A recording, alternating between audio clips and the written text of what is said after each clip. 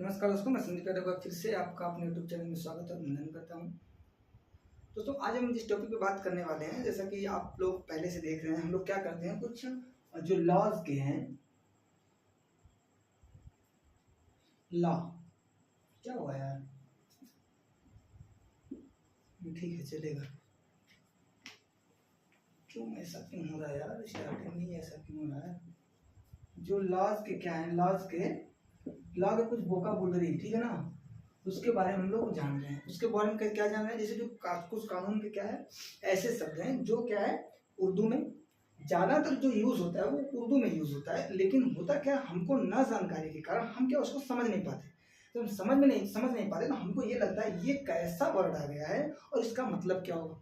उसको जानने के लिए हम किसी वकील के पास जाते हैं या तो गूगल सर्च करते हैं, जैसा भी कुछ करते हैं वो आपकी एक्टिविटी के ऊपर डिपेंड है कि आप क्या करते हो। तो हम कुछ ऐसे ही शब्दों के बारे में जानेंगे जो जिसका क्या है उर्दू भी है, उर्दू में मतलब क्या कहा जाता है उसको, और हिंदी में क्या कहा जाता है और उसको इंग्लिश में क्या कहा जाता है, इसके बारे में क्या करेंगे, जिक्र करेंगे। उसके पहले मैं आज के कुछ स्पेशल डेज के बारे में बात कर लेता हूँ। जो आज का स्पेशल दिन है यानी 7 अगस्त, ठीक है, 7 अगस्त आज का जो स्पेशल दिन है। पहला तो है हमारा 1753 में जो ब्रिटिश म्यूजियम की स्थापना की गई थी, यानी आज के दिन 17 यानी 7/8 क्या की थी, ब्रिटिश म्यूजियम की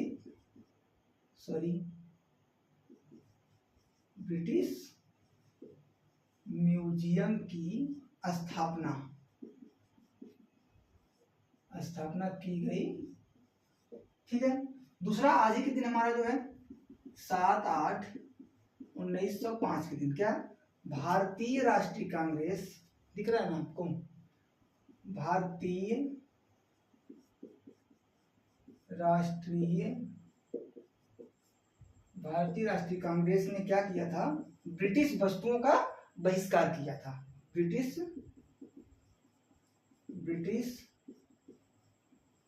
वस्तुओं का बहिष्कार,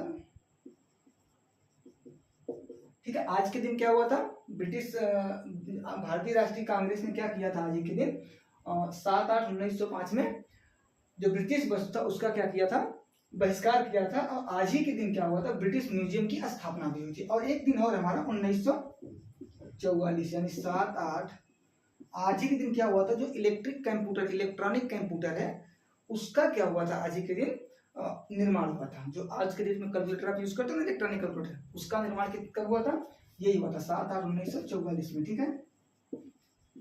इलेक्ट्रॉनिक, ठीक है, कैलकुलेटर का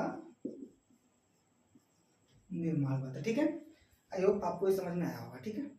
तो ये तो आज के दिन रहे कुछ खास स्पेशल, मैं इसको मिटा देता हूँ। चलिए बात करेंगे आगे। जो आज हम जानने वाले हैं, आज हम जानने वाले ये हैं कि कुछ ऐसे शब्द मैं लेकर आया हूँ आपके बीच में जिसको जानकर आप भी थोड़ा सा, आपको भी आश्चर्य होगा कि ये शब्द को क्या करते थे, हम लोग नहीं जानते थे। तो पहला शब्द हमारा है क्या, सजा। अच्छा, सजा दो शब्द होता है, एक होता है सजा, ध्यान रखिएगा, और एक होता है सजा। हम यहाँ बिंदी होता है, ठीक है, यहाँ क्या होता है, बिंदी होता है। हम इसकी बात कर रहे हैं, सजा का मतलब क्या होता है, दंड, ठीक है, दंड। इसको क्या कहेंगे, इसमें पनिशमेंट, इसको क्या कहेंगे इंग्लिश में, पनिशमेंट। यानी हिंदी में क्या बोलते हैं कि फला व्यक्ति को इस सेक्शन के तहत क्या सजा सुनाई गई, मतलब क्या किया गया, उसको दंड का प्रावधान किया गया, दंड उसको। अच्छा, ये सजा कौन सा होता है, ये डेकोरेशन वाला होता है। आप देखते हैं ना शादी विवाह में या आपके बर्थडे में या आपके एनिवर्सरी में क्या होता है, सजावट वगैरह होती है। तो सजावट होती है तो क्या होता है, ये वाला सजा होता है, ये वाला सजा नहीं होता, ये वाला सजा होता है, ठीक है, ध्यान रखना। अगला जो हमारा शब्द है वो है बयान। अच्छा, बयान, इसके बारे में पहले आप बहुत सुने होंगे कि किसी का डेथ हुआ या किसी ने किसी का मर्डर कर दिया, या कोई व्यक्ति किसी व्यक्ति को जला के मारने का प्रयास किया। आप अक्सर सुने होंगे कि होता क्या है कि किसी जैसे आप देखे होंगे इसमें दहेज हत्या मामले में कि उसने क्या किया, मतलब अपनी बहू को जला दिया या अपनी बीवी को जला दिया।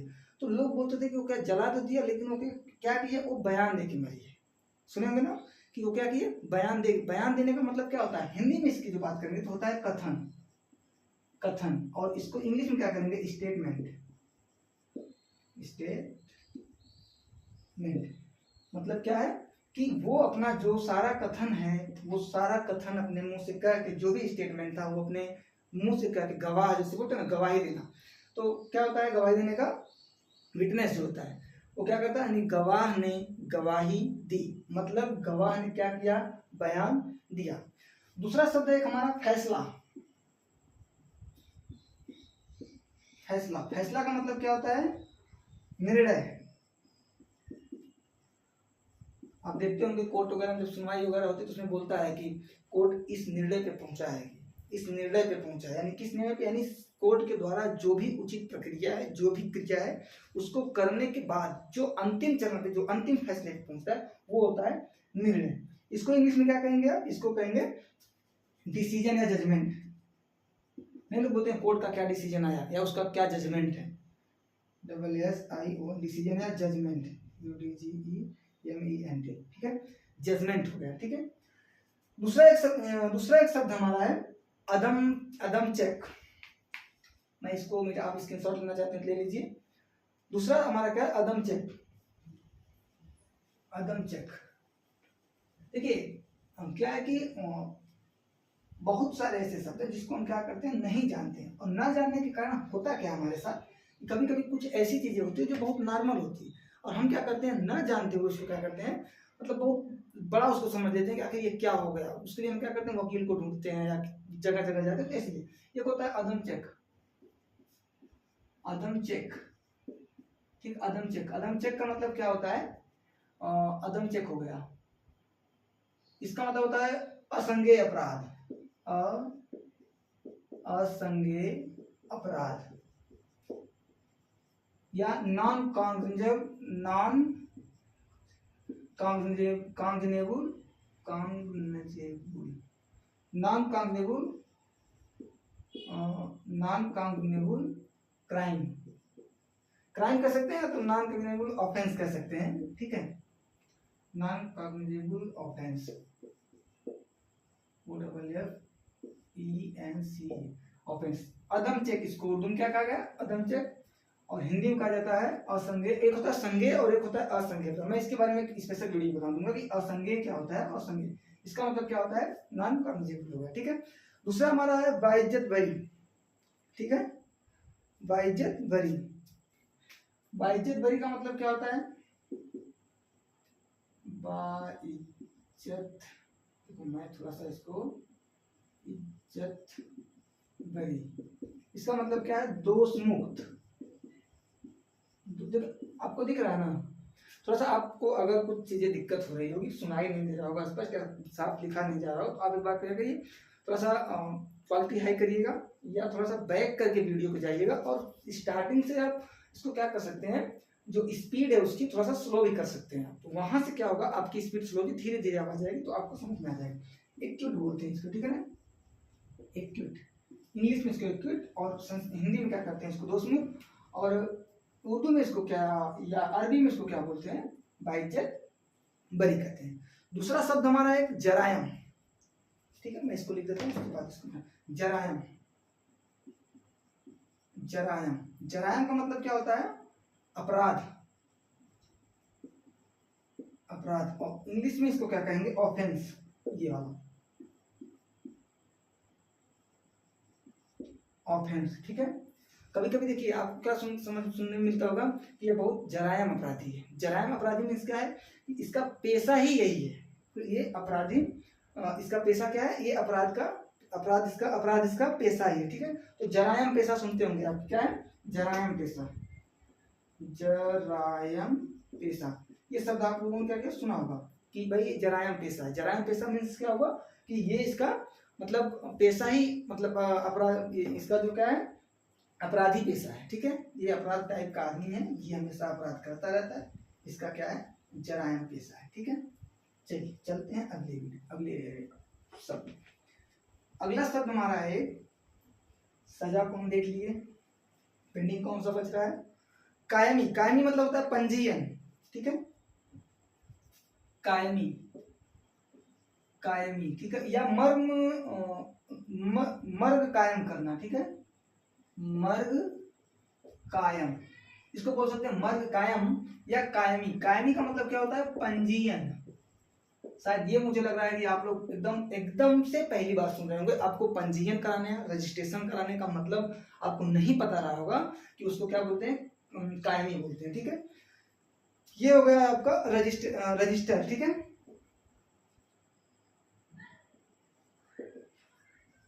रजिस्टर कराना हो गया। ठीक है, और एक है आपका इत्तला देना। आप सुने होंगे कि इस मामले में उस व्यक्ति को, या किसी मामले में किसी व्यक्ति को इत्तला किया गया, पुलिस को इत्तला दिया गया, मीन्स पुलिस को सूचना दिया गया। ठीक है, इत्तला मतलब क्या होता है? सूचना, या इत्तलान इसको भी बोलते हैं। इत्तला या इत्तलान भी इसको बोलते हैं। इत्तला, इत्तला है ना, सॉरी, इत्तिला होगा। ठीक है, या इत्तिलान, इसका मतलब क्या होता है? सूचना।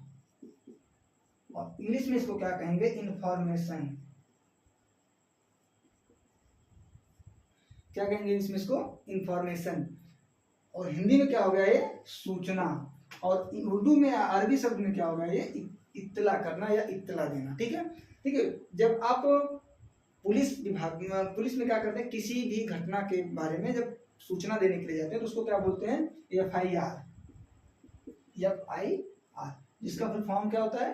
First information, first information report. I hope आपको समझ में आ रहा होगा अच्छे से। ठीक है, जब आप पुलिस में क्या करते हैं, पहली बार सूचना देने, लोग बोलते हैं कि अरे उसके नाम से FIR करवा दो, उसके नाम से वो अपराधी है, उसके नाम से क्या करो? FIR कर दूंगा, या मैं FIR। सुने बहुत बार आप सुने होंगे, लेकिन ये क्या है? First information report. ये है हमारा FIR, इत्तला करना, इसका मतलब सूचना देना। ठीक है, चलते हैं आगे के शब्द पे। कानूनी हो गया, पंजीयन हो गया, इत्तला हो गया। ये क्या? मंजीर यानी दृष्टांत।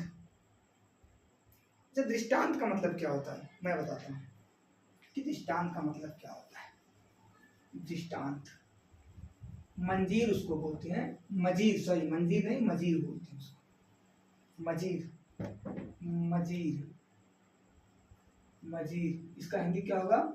दृष्टांत। और इंग्लिश इसका क्या होगा? साइटेशन। ठीक है, ये हो गया। अच्छा, दृष्टांत का मतलब क्या होता है समझिए। मजीर हम बोलते हैं दृष्टांत। दृष्टांत का मतलब ये होता है कि किसी भी कोई ऐसा केस, समझिए ना, कोई ऐसा केस जिस केस के मतलब किसी केस के अगेंस्ट कोई पहले से जजमेंट हो। मान लीजिए कि आप कोई केस कर रहे हैं, उस केस में क्या आपको लग रहा है कि आज के कुछ दिनों पहले इस केस के बारे में किसी स्टेट में, या आपके खुद के स्टेट में, या जो आपका सेल्फ स्टेट है, जिस स्टेट में आप स्वयं, जिस स्टेट में आप हैं उस स्टेट में, यानी ऐसे अपराध के अगेंस्ट क्या हुआ है? जजमेंट आ चुका है। तो वैसा जब वैसा कोई केस फाइल होता है तो उसको क्या बोलते हैं? दृष्टांत। मतलब कि आज जो भी वकील रहता है, जो भी रहेगा, वो बोलेगा कि सर आज के कुछ दिन ये दृष्टांत में है। दृष्टांत में मतलब ये कि सर ये जो केस हो रहा है, इस केस के पहले भी ऐसा केस हो चुका है जिसपे ये जजमेंट आया हुआ है।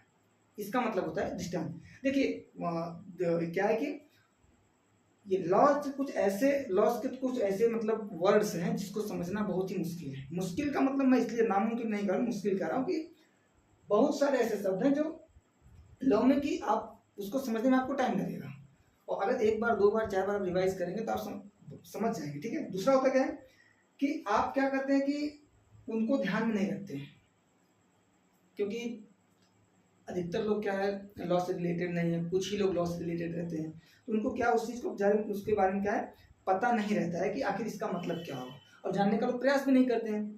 तो इसीलिए मैं कह रहा हूँ भाई, अगर मोबाइल पे क्या कर रहे हो, स्क्रॉल कर रहे हो बराबर, तो स्क्रॉल करना बंद करो, यहाँ सब्सक्राइब कर लो, यहाँ चैनल पे आके सब्सक्राइब कर लो, और शेयर भी कर दो अपने दोस्तों को, ताकि अगर कुछ ऐसा शब्द आए तो उनको मतलब दिक्कत ना हो कि आखिर क्या है। क्या होता क्या है कि हम जिस चीज़ को या जिस शब्द को नहीं जानते हैं, जब वो हमारे सामने पहली बार आता है कि ये शब्द है, तो हमको लगता है कि ये रहता तो हमारे लिए नया ही, लेकिन जब हम जानते नहीं हैं उसको, तो क्या होता है कि घबरा जाते हैं, बहुत ज़्यादा परेशान हो जाते हैं। आखिर ये क्या, जैसे नोटिस, बहुत मैंने गाँव में बहुत सुना कि लोग बोलते हैं नोटिस आया हुआ है, नोटिस आया। नोटिस का मतलब क्या होगा, किसी को सूचना दिया गया है, भाई आपके लिए ये चीज नोटिस आई, मतलब आपके लिए इस चीज का सूचना आया, बात खत्म होती है, इसके आगे कुछ नहीं। लेकिन न जानकारी में लोग क्या करते हैं, इसको इतना सीरियसली ले लेते हैं, इतना सीरियसली ले लेते हैं कि ऐसा लगता है कि कौन सा पहाड़ टूट पड़ा है।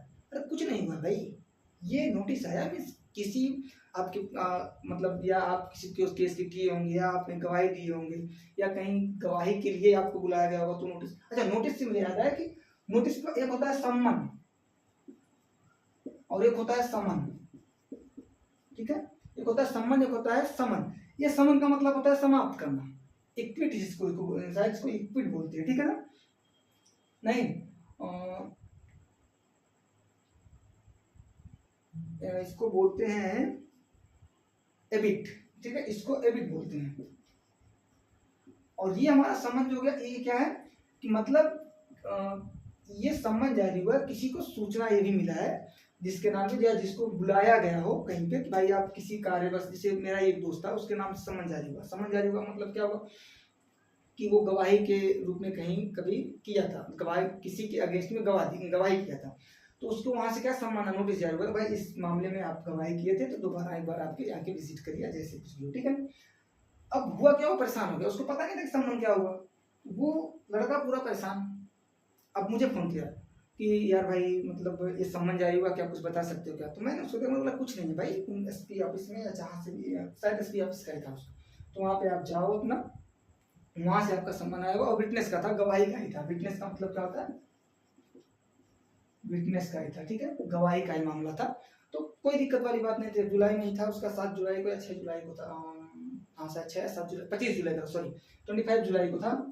अपना हो गया, अपना जो भी था साइन वाइन किया, वहाँ पे पेश हुआ, पेश होने के बाद अपना सारा कार्रवाई किया। देखो होता है क्या, हम लोग क्या इन शब्दों के साथ साथ हम लोग कानून से भी बचना चाहते हैं, हालांकि बचना भी चाहिए, लेकिन जब आपको कोई दिक्कत होगी, जब आपको कोई परेशानी होगी, तो आपको वही कानून काम आएगा। आपको थाने में भी जाना पड़ सकता है, आपको कोर्ट में भी जाना। लोग बोलते हैं कि कोर्ट में नहीं जाना चाहिए, क्यों नहीं जाना चाहिए, कोर्ट बना किसके लिए, हमारे लिए और आपके लिए बना। कोई अपराध करके मत जाइए, बात ये, कोई ऐसा अपराध मत कर दी जिसको आपको, इसके लिए आपको कोर्ट में जाना पड़ेगा, ठीक है। अगर कोई दिक्कत परेशानी हो जाती है, आप किसी प्रॉब्लम में फंसते हैं, तो वही आपका निदान करेगा, आपको वहां जाना ही पड़ेगा, ठीक है। तो आई होप आपको ये वीडियो समझ में आई होगी। चैनल को थोड़ा सा लाइक शेयर सब्सक्राइब कर लेना, ठीक है। और चैनल पे नए हो भाई तो और लोगों को जोड़ दो सब्सक्राइब करने के साथ साथ, ठीक है, ताकि और लोगों तक ये सारी चीजें क्या हो पहुंच सके। तो अगली बार हम आने वाले वीडियो लेके, मैं सोच रहा हूँ कि जो संज्ञेय अपराध है और असंज्ञेय अपराध, ठीक है, इन दोनों के बीच में जो डिफरेंस है, इस चीजों को मैं सोच रहा हूँ अगली वीडियो में आपको बता दूंगा। अब एक बार मुझे थोड़ा सा कमेंट बॉक्स में लिख के जरूर बताइए कि आखिर वीडियो आपको कैसी लग रही है, और वीडियो अगर अच्छी लग रही हो तो आप कमेंट बॉक्स में इस चीज को बताना। और दूसरा ऐसे भी लिखना कि आपको किस टॉपिक पर वीडियो चाहिए, मीन्स लॉ से रिलेटेड। ऐसा नहीं कि मैं लॉ से रिलेटेड बात कर रहा हूँ और आप वहाँ कुछ और लिख के भेज दीजिए इसके बारे में। हाँ, अगर आप भेजते हैं तो मैं कोशिश करूँगा उससे बनाने के लिए, ऐसा नहीं, लेकिन अगर आप लॉ से रिलेटेड भेजेंगे तो थोड़ा सा आपके लिए और हमारे लिए और बेटर होगा, थोड़ा सा आसान हो जाएगा, ठीक है। चलिए मिलते तब तक के लिए गुड बाय, गुड नाइट।